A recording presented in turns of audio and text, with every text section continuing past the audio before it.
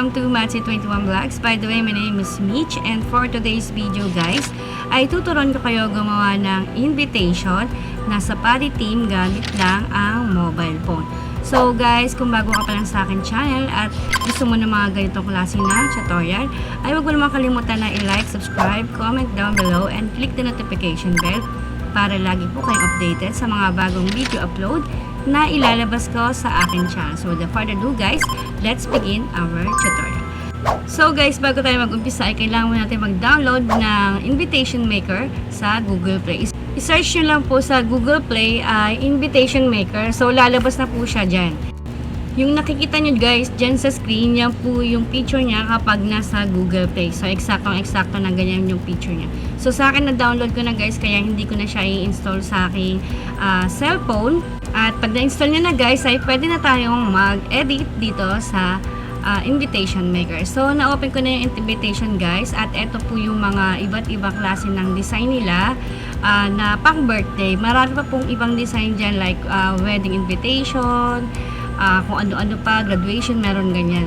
Meron po siya dito. Ang maganda dito guys ay pwede nyo siyang ma-save as high, basta po magpi-play lang po kayo ng ads pag na gustuhan nyo po yung ganun pong klase ng invitation. So wala po yung bayad guys. Yun yung kagandahan po sa invitation na to. So kung nakikita nyo guys, marami kayong pagpipilian na pwede nyo pong gawin sa inyong mga mobile phone. So yung napili ko dito guys, siya yung pinaka nasa dulo.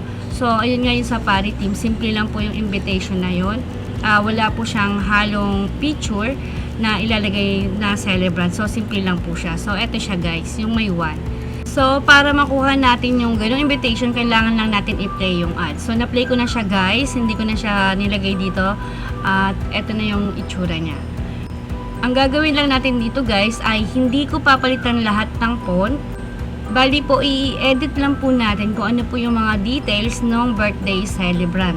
Pati yung mga address at kung saan po yung venue na gaganapin. Yun lang po yung gagalawin po natin dito. So, ang una ko pong ginawa dito guys ay pinalitan ko muna yung pangalan ng birthday celebrant. Yung may nakalagay po dyan na yellow, yun po yung pinalitan ko po ng pangalan. So, nakikita nyo Lucas pa siya. So, papalitan po natin siya ng Yuki. At ang ginawa ko lang dito guys, ginawa ko lang siyang caps lang kasi maliit lang yung mga letter na nakasulat dito para sa akin, para makita po kung sino po yung birthday celebrant. Nilakihan ko na po yung pinaka-font nung title ng pangalan nung celebrant dun sa baba ng 1. So next naman, nakikita nyo po yung mga arrow dyan sa baba. Yan po yung nagsisilbi na pwede nyo pong gamitin para mababa po yung text. And then dito naman guys ay pinalitan ko naman to ng date, kung anong date at kung anong araw po yung gaganapin yung birthday, ay dito nyo naman po siya i-edit. So yun guys, nakikita nyo na hindi ko talaga binago yung font, ang pinalitan ko lang talaga yung mga details niya. At yung kung nag-aalala naman kayo dun sa picture dun sa baba yung mga animals, hindi na po siya magagalaw guys. Ang magagalaw nyo lang po dito sa birthday invitation ay yung mga text niya lang po. So dun lang po kayo maghihinay-hinay galawin kasi minsan nabababa po talaga siya ng gusto. Pwede nyo naman po gamitin yung thumb din nyo para mapalaki, pero mayroon po dyan yung apat na arrow, yung up and down and left and right.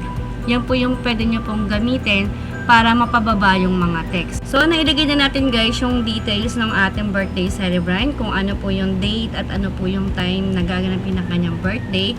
So, i-adjust lang po natin siya. Guys, pwede nyo itong palakihan yung letter na to. So, mamaya papakita ko sa inyo kung paano po siya palakihan. Gagawin lang muna natin yung mga details. I-aayos lang muna natin siya.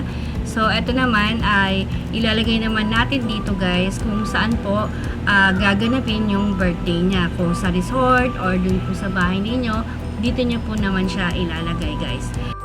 So guys, madali lang mag-edit dito sa invitation maker. Kahit hindi po kayo marunong mag-design, ay may sarili na po talaga tong design. Kayo na lang po talaga ang bahala na magpalit ng mga details po dito.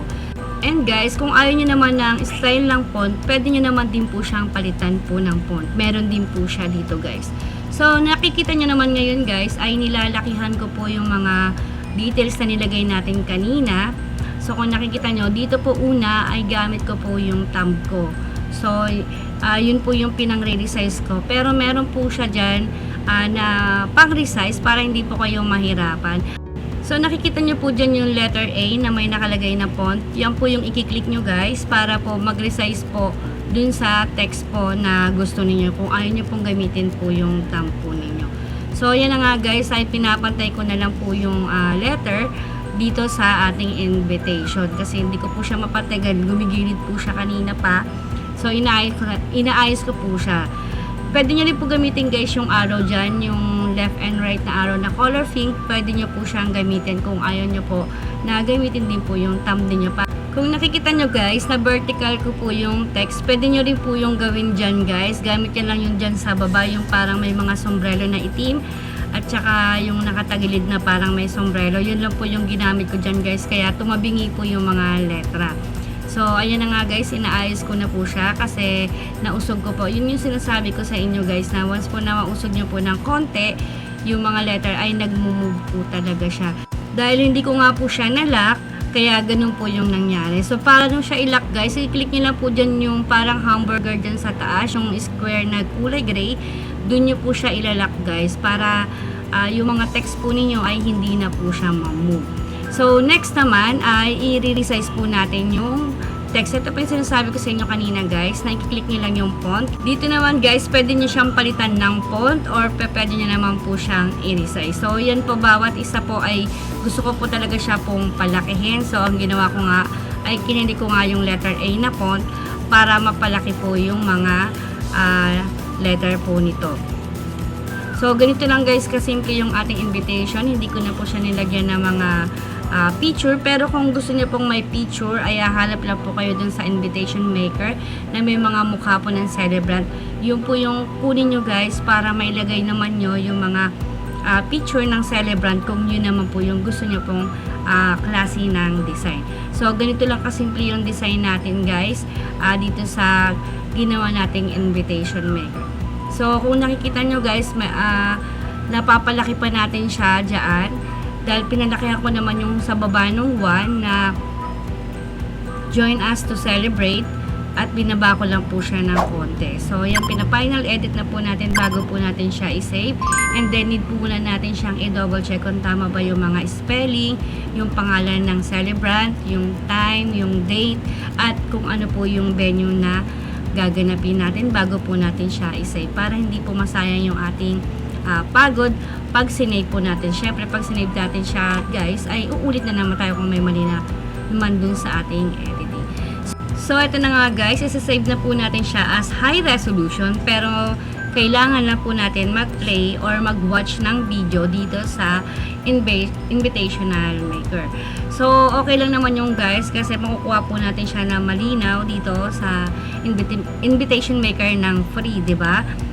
So guys, pag natapos na yung video ads, ay automatic na sa gallery na po yung inyong invitation. So ito na guys yung ating invitation. Nakikita nyo, napakasimple lang guys at napakaganda pa nito. Pwede po nyong isend po yan sa inyong messenger or pwede nyo po siyang ipaprint sa malapit na printer po sa inyo guys.